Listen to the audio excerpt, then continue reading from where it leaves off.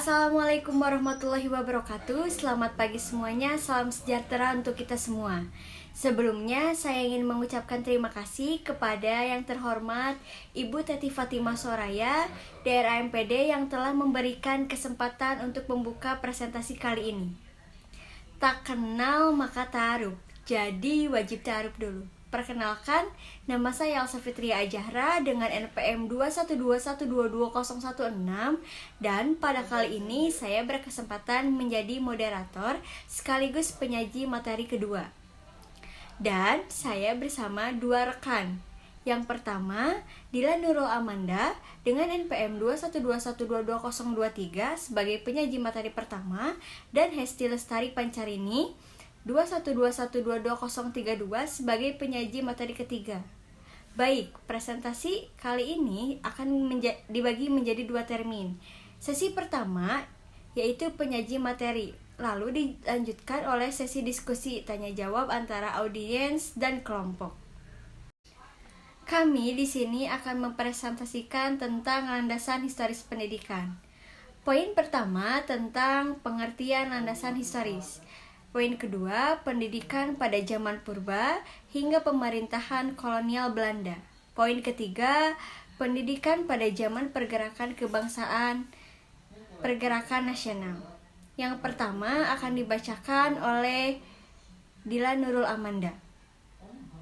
Landasan historis pendidikan Indonesia.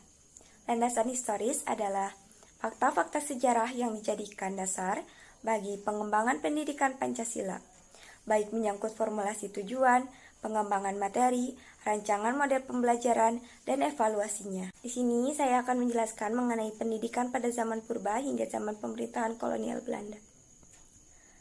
Baik, untuk yang pertama, zaman purba. Latar belakang sosial budaya. Setiap masyarakat pasti memiliki kebudayaan.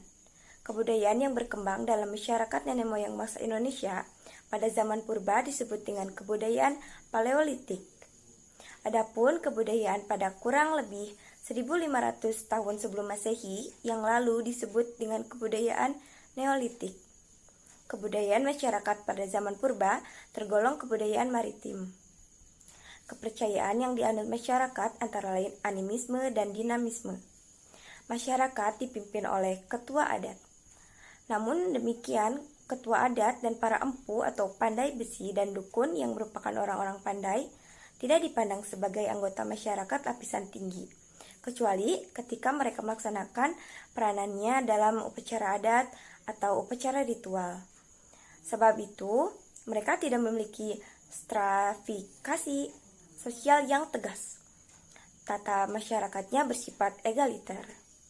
Adapun karakteristik lainnya yakni bahwa mereka hidup bergotong royong. Tujuan pendidikan pada zaman ini adalah agar generasi muda dapat mencari nafkah, membela diri, hidup bermasyarakat, taat terhadap aturan, dan nilai-nilai religi atau kepercayaan yang mereka yakini. Karena kebudayaan masyarakat masih bersahaja. Pada zaman ini belum ada lembaga pendidikan formal ataupun sekolah. Pendidikan dilaksanakan di dalam lingkungan keluarga dan kehidupan keseharian masyarakat yang alamiah. Kurikulum pendidikannya meliputi pengetahuan, sikap, dan nilai mengenai kepercayaan melalui upacara-upacara keagamaan dalam rangka menyembah nenek moyang, pendidikan keterampilan mencari nafkah, khususnya bagi anak laki-laki dan perempuan, dan pendidikan hidup bermasyarakat serta bergotong royong melalui kehidupan real dalam melaksanakannya. Pendidikan atau pendidik terutama adalah yaitu orang tua ataupun ayah dan ibu, dan secara tidak langsung adalah para orang dewasa di dalam masyarakatnya. Sekalipun ada yang belajar kepada empu, apakah kepada pandai besi atau kepada dukun, jumlahnya sangat terbatas. Utamanya adalah anak-anak mereka sendiri. Untuk yang kedua yaitu zaman kerajaan Hindu-Buddha. Latar belakang sosial budaya. Nenek moyang kita pada zaman ini umumnya tinggal di daerah subur di dekat pesisir pantai. Mereka melakukan hubungan perdagangan dengan orang-orang dari India yang singgah dalam perjalanannya. Hubungan dagang semakin lama semakin meningkat Seiring dengan itu, ke dalam masyarakat kita masuklah kebudayaan yang dibawa oleh orang-orang India. Antara lain berupa bahasa, tulisan, agama, termasuk juga sistem pemerintahan yang berlaku di India. Masuknya pengaruh kebudayaan tersebut telah menimbulkan perubahan keadaan sosial budaya dalam masyarakat setempat. Para ketua adat di negeri kita zaman itu lambat laun berusaha menyamai raja di India. Di antara para ketua adat yang dinobatkan atau menobatkan diri menjadi raja-raja lokal, struktur sosial yang pada awalnya bersifat egaliter atau tidak mengenal stratifikasi sosial yang tegas juga turut berubah. Maka timbullah dua golongan manusia, yaitu golongan yang dijamin dan golongan yang menjamin. Raja dengan para pegawainya berstatus sebagai yang dijamin, sedangkan rakyat yang menjamin. Raja dengan para pegawainya berstatus sebagai yang dijamin. Sebagaimana di India terdapat stratifikasi sosial berdasarkan kasta, yakni kasta Brahmana, Ksatria, Waisya, Shudra, dan Pariya. Sekalipun stratifikasi sosial semacam itu tidak berlaku secara menyeluruh dan tegas di dalam masyarakat kita. Misalnya, bagi penganut animisme, dinamisme, dan budaya yang telah ada pada saat itu. Namun, batas pemisah kelas sosial antara lain yang dijamin dan yang menjamin tampak jelas. Menurut para ahli, paling lambat pada abad ke-5 Masehi telah dimulailah zaman sejarah di negeri kita. Hal ini paling lambat ditandai dengan ditemukannya tulisan tertua atau tulisan huruf Pallawa bahasa Sanskerta oleh para ilmuwan sejarah di dekat Bogor dan Kutai. Pendidikan pada zaman ini selain diselenggarakan di dalam keluarga dan di dalam kehidupan keseharian masyarakat, juga diselenggarakan di dalam pendidikan, lembaga pendidikan yang disebut perguruan atau paguron atau pesantren. Hal ini sebagaimana telah berlangsung di Kerajaan Tarumanegara dan Kutai. Namun demikian, para guru bertapa yang juga biasanya selektif dalam menerima seseorang untuk menjadi muridnya, ini antara lain menjadi implikasi dan feodalisme yang berkembang pada saat itu. Pendidikan bersifat aristokratis yang artinya masih terbatas hanya untuk minoritas, itu anak-anak kasta Brahmana dan Ksatria. Belum menjangkau masyarakat mayoritas, itu anak-anak kasta Waisya dan Shudra, apalagi anak-anak kasta Pariya. Pada zaman ini, pengelolaan pendidikan bersifat otonom. Kemudian, kurikulum pendidikannya meliputi agama, bahasa Sanskerta, termasuk membaca dan menulis huruf Pallawa. Kesusastraannya, keterampilan memahat atau membuat candi dan bela diri atau ilmu berperang. Sesuai dengan jenis lembaga pendidikannya yaitu perguruan, maka metode atau cara-cara pendidikannya pun metode sistem gurukula. Kemudian yang ketiga ada zaman kerajaan Islam. Latar belakang sosial budaya pada kerajaan ini yaitu Nusantara memiliki letak yang strategis dan rangka pelayaran dan perdagangan. Ke negeri kita berdatangan pula para saudagar beragama Islam. Melalui para raja dan masyarakat pesisir memeluk agama Islam. Pada pertengahan abad ke-14, kota Bandar Malaka ramai dikunjungi para saudagar dari Asia Barat dan Jawa atau Majapahit. Melalui para saudagar dari Jawa yang termasuk memeluk agama Islam, maka tersebarlah Islam ke Pulau Jawa. Dalam penyebaran agama ini dan juga Pulau Jawa, mungkin masih ingat akan jasa para wali yang dikenal sebagai Wali Songo. Akhirnya berdirilah kerajaan-kerajaan Islam. Pemerintahan pada zaman ini dipimpin oleh raja. Di dalam wilayah kerajaan-kerajaan Islam, umumnya masyarakat yang tidak menganut stratifikasi sosial berdasarkan kasta. Tujuan pendidikan pada zaman kerajaan Islam diarahkan agar manusia bertakwa kepada Allah Subhanahu wa taala sehingga mencapai keselamatan di dunia dan akhirat melalui iman, ilmu, dan amal. Kemudian, pada zaman ini, pendidikan dikelola oleh para ulama, ustadz, atau guru. Raja tidak ikut campur dalam pengelolaan pendidikan. Metode atau cara-cara pendidikan yang ada pada zaman ini yaitu pendidikan dilakukan dengan metode yang bervariasi, tergantung dengan sifat materi pendidikan, utama, tujuan, dan peserta didiknya. Contoh metode yang sering digunakan adalah ceramah atau tablik maksud saya, yaitu menyampaikan materi ajar bagi orang yang banyak belajar bersama, biasanya dilakukan di masjid, yaitu mengaji Al-Quran, dan sorogan atau cara-cara belajar individual. Dalam metode sorogan, walaupun para santri bersama-sama dalam satu ruangan, tetapi mereka belajar dan diajar oleh ustadz secara individual. Adapun materi pendidikan yang lebih luas dan mendalam dipelajari di pesantren. Pada poin selanjutnya, yang keempat, zaman pengaruh Portugis dan Spanyol. Latar belakang sosial budaya dan pendidikan.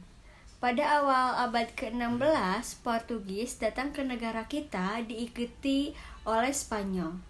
Selain perdagangan, kedatangan mereka disertai oleh misionaris yang bertanggung jawab atas penyebaran agama Katolik. Pada akhir abad ke-16, mereka meninggalkan tanah air, terutama karena mereka sering memberontak dari Kesultanan Ternate. Karena perdagangan rempah-rempah tidak lagi menguntungkan dan karena kalah perang dengan Belanda. Pengaruh Portugis pada pendidikan terutama terkait dengan penyebaran agama Katolik. Untuk itu, mereka mendirikan sekolah seminar di Ternate pada tahun 1536 dan juga di Solor. Yang kelima, zaman pemerintahan kolonial Belanda. Latar belakang sosial budaya, karakteristik, kondisi sosial budaya, pendidikan, dan ciri-ciri. Latar belakang sosial budaya, tahun 1556 bangsa Belanda telah datang ke negeri kita. Tujuan kedatangan mereka adalah untuk berdagang. Pada tahun 1602 mereka mendirikan VOC. Belanda yang beragama Protestan, maka selain berupaya menguasai daerah untuk berdagang, juga untuk menyebarkan agama Protestan. Kekuasaan VOC akhirnya diserahkan kepada pemerintahan negara Belanda. Karena itu, sejak tahun 1800 sampai dengan 1942, negara kita menjadi jajahan pemerintahan kolonial Belanda. Sejak itu, kekuasaannya bangsa Belanda, bangsa kita ditindas dan diadu domba. Kekuasaan para raja dirampasnya, dan kekayaan alam Indonesia diangkutnya.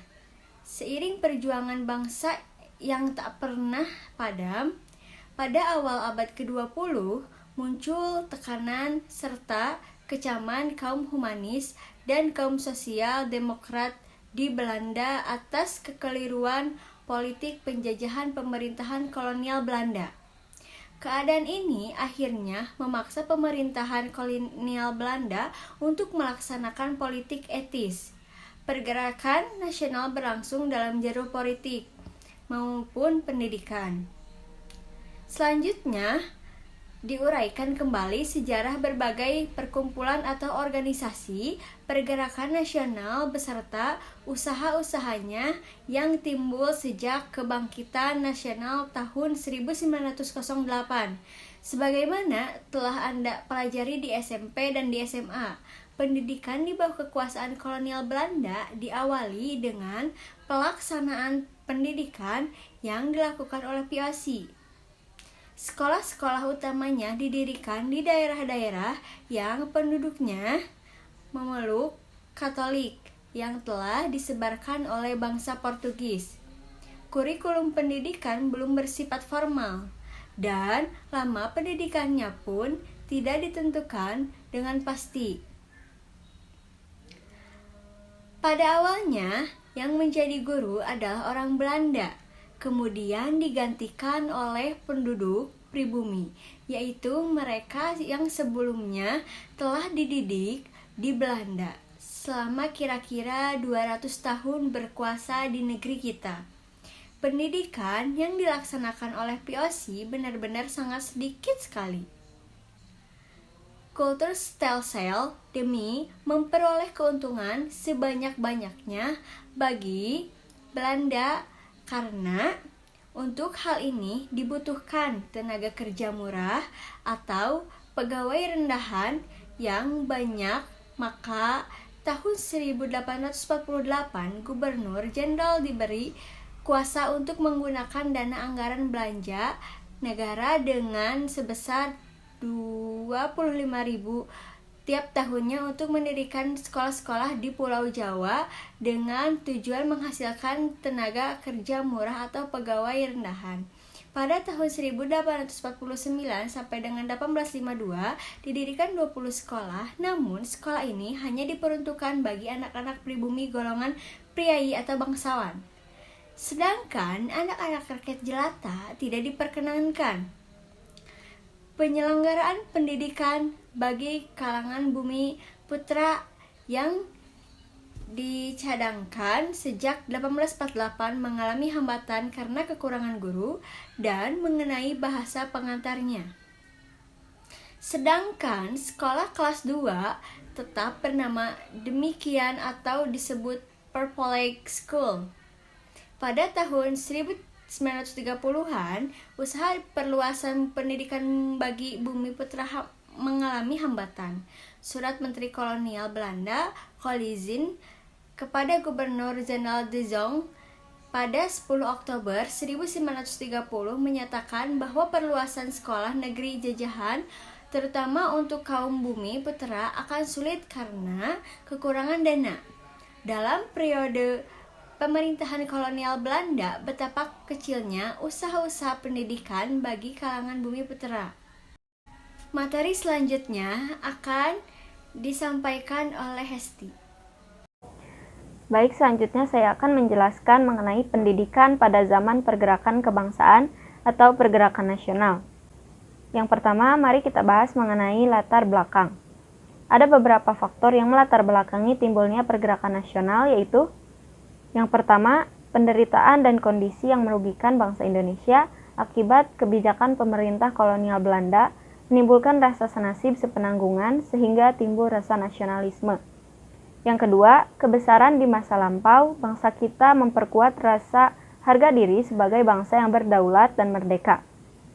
Yang ketiga, kaum terpelajar di kalangan bangsa kita terdorong untuk berperan menjadi motor pergerakan. Yang keempat, bahasa Melayu merupakan bahasa kesatuan yang menyadarkan bahwa kita adalah satu bangsa. Yang kelima, karena mayoritas bangsa kita beragama Islam, timbul persepsi bahwa Belanda adalah kafir. Kemudian yang kedua, mari kita bahas mengenai penyelenggaraan pendidikan oleh kaum pergerakan kebangsaan. Yang pertama, penyelenggaraan pendidikan oleh para perintis kemerdekaan. Setelah tahun 1900, untuk mengubah keadaan akibat penjajahan, kaum pergerakan memasukkan pendidikan ke dalam program perjuangannya. Kemudian lahirlah sekolah-sekolah partikelir atau perguruan nasional yang diselenggarakan para perintis kemerdekaan.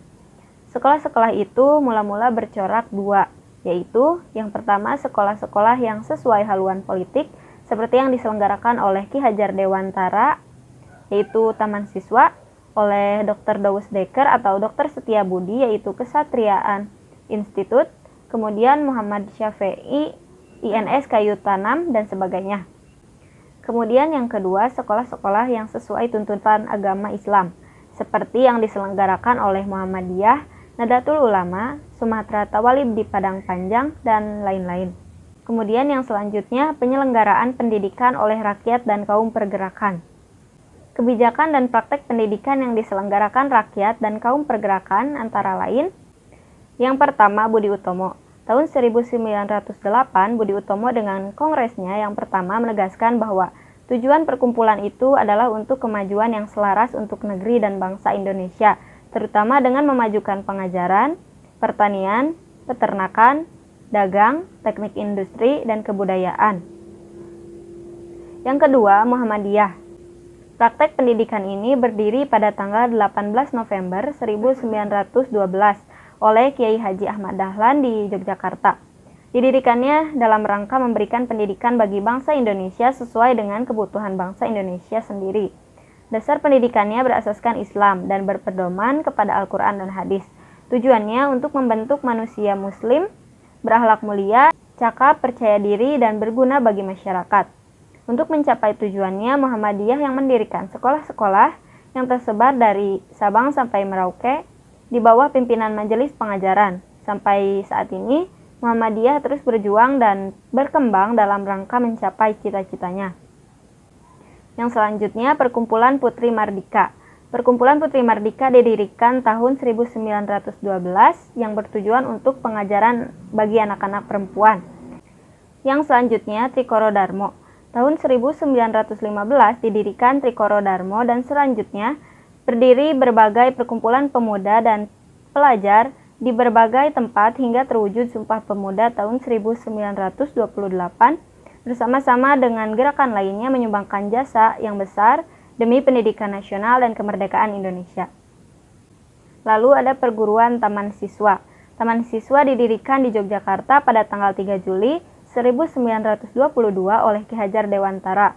Awalnya Ki Hajar Dewantara bersama rekannya berjuang di jalur politik praktis, namun mulai tahun 1921 perjuangannya difokuskan di jalur pendidikan. Penyelenggaraan pendidikan yang selanjutnya ada Kesatriaan Institut. Kesatriaan Institut didirikan oleh Douwes Dekker yang memimpin lembaga ini sejak 1922 sampai 1940. Dasar pendidikannya adalah kebangsaan Indonesia, terutama melalui sejarah kebangsaan. Tujuannya adalah menghasilkan kesatria bagi Indonesia merdeka di masa yang akan datang. Sekolah Kejuruan merupakan organisasi dalam sistem pendidikan Kesatriaan Institut sampai tahun 1937. Ada sekolah yang tersebar di Bandung, Ciwidey, dan Cianjur. Yang selanjutnya ada Nadlatul Ulama atau NU. Didirikan di Surabaya pada tanggal 31 Januari 1926, salah seorang ulama yang mendirikan NU adalah Kiai Haji Hasyim Asy'ari yang pernah menjadi Raisul Akbar perkumpulan ini. Sebelum menjadi partai politik, NU bertujuan memegang salah satu mazhab dari 4 mazhab yang ada dan mengerjakan apa-apa yang menjadi kemaslahatan untuk agama Islam. Setelah menjadi partai politik pada bulan Mei tahun 1952, hingga kini NU masih terus berjuang melakukan inovasi dan penyelenggaraan pendidikan. Selanjutnya yaitu INS Kayu Tanam, didirikan oleh Muhammad Syafi'i pada tanggal 31 Oktober 1926 di Kayu Tanam, Sumatera Barat. Perjuangan INS diarahkan demi kemerdekaan melalui pendidikan yang menekankan lulusannya agar dapat berdiri sendiri, tidak tergantung pada orang lain atau jabatan yang diberikan kaum penjajah. Tujuan pendidikannya seperti dikemukakan oleh Umar Tirta Raharja dan Lasulo, yaitu mendidik rakyat ke arah kemerdekaan, memberi pendidikan yang sesuai dengan kebutuhan masyarakat, mendidik para pemuda agar berguna untuk masyarakat, menanamkan kepercayaan diri dan berani bertanggung jawab dan mengusahakan mandiri dalam pembiayaan. Tidak berhenti di situ, pada bulan Juli tahun 1927, dalam pidato pembelaannya Bung Hatta di Den Haag, mengusulkan supaya ada perbaikan dalam berbagai bidang sosial, diantaranya adalah bidang pembinaan pendidikan nasional. Kongres Pasundan pada tahun 1930 juga menempatkan pendidikan dan pengajaran sebagai salah satu sarana perjuangannya. Tidak berhenti sampai di situ juga, pada bulan November 1937, dalam Kongres ke-26 Persatuan Guru Republik Indonesia atau PGI di Bandung, dirumuskan agar diadakan wajib belajar. Tahun berikutnya, pada tahun 1938, saat Kongres di Malang PGI menuntut agar pendidikan dan pengajaran diserahkan kepada daerah, tetapi didahului dengan perbaikan keuangan daerah. Cukup sekian yang dapat saya sampaikan. Sekian presentasi dari kelompok kami. Mohon maaf apabila ada kekurangan. Wassalamualaikum warahmatullahi wabarakatuh.